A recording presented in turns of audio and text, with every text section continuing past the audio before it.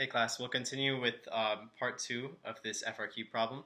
The main point of part 1 was to establish this fact right here, that there's less friction in the steep ramp than there is in the shallow ramp. And now we'll answer the question, which let me just write this one more time. The question was, which distance was greater? Was the distance it traveled at the bottom of the ramp here greater, or was the distance traveled at the bottom of the ramp here greater? What is the relation between these two? Okay. So you could do it with a kinematics analysis or an energy analysis. I'll say that the energy analysis is better, but I still want to explain this. All right, if you look at just the forces in the parallel direction of the ramp, there is the parallel component of gravity, and then there's force of friction. If there's more friction in ramp 2, that means there's going to be less of a sum of forces. Because there's more of a competing force, there's more of a resistive force. So the net force will be greater in for this first one, for this steep ramp. If the net force is greater, according to Newton's second law, the acceleration will be greater. And according to the definition of acceleration, if both of these boxes started from rest at the bottom of the ramp, the first box in ramp A. In ramp 1 will be going faster. Okay, and then you could reason from this that if it's going faster at the bottom, you could say the distance will be the distance it will slide will be farther. So that's one thing you could do. That makes it harder to argue. I think it's better to think about it with energy. So let me explain that energy analysis. We're going to review some our energy bar charts, which was an important topic from like back in December and January. All right, so hopefully you remember that we have kinetic energy, potential energy, external work, final kinetic energy, final potential energy. Let's first establish that we'll call the initial points up here, we'll call the final point at the bottom of the ramp, and we're going to compare the energy at this initial top of the ramp and the final bottom of the ramp. Okay. Let's ask ourselves, in ramp 1, is there any kinetic energy? No, there's no kinetic energy because it's stationary, it's released from rest. So we'll say there's no kinetic energy. Is there potential energy? Yeah, there's a lot of potential energy because it's at the top of the ramp. And that's true for both. They start in the exact same way. So I'll shade it in like that. Then you ask yourself, in which of these cases is there more work? We should remember that work is a force applied over a distance. And let me just write that somewhere. Let me erase some of this and write it up here. We could say that work is equal to force times the distance. In this case, the external force is friction. So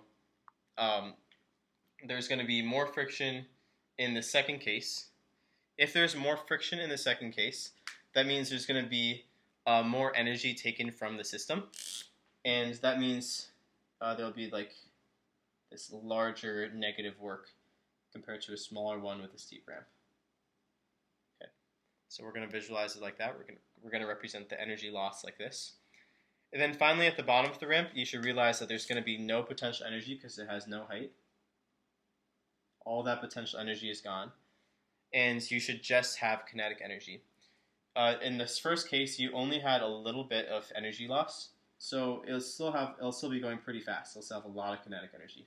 The second one had a lot of energy loss because it had a lot of friction. So it's going to be going much slower.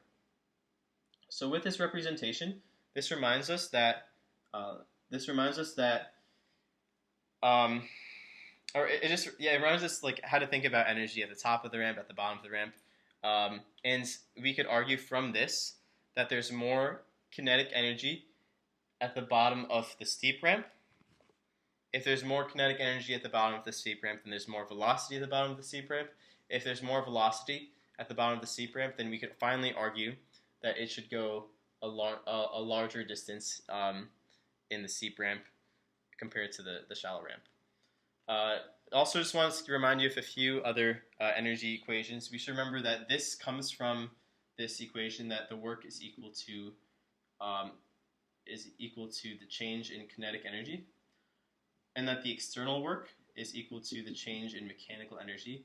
Mechanical energy is kinetic energy plus potential energy. Yeah, and when it says external, you have to define a system. In this case, our system would be the block in Earth, because that makes the ramp external to the system, so any friction would be caused by the ramp, which is an external object. Okay, so let's just summarize what we talked about. In part one, we established that there's going to be more friction for the second ramp. There's more normal force, and therefore more friction. If there's more friction, that means you could say that there's more energy loss, that there's more external work, there's more energy removed from the system.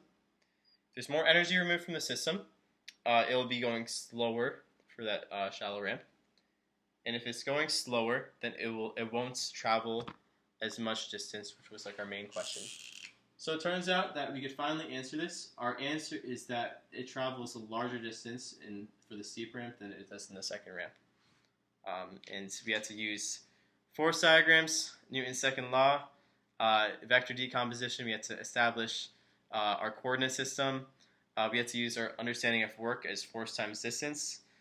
We had to think about the initial and the final states. We had to think about what is the system. We had to think about how do you fill in these energy bar charts.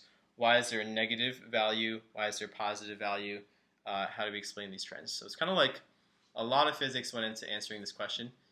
So try your best.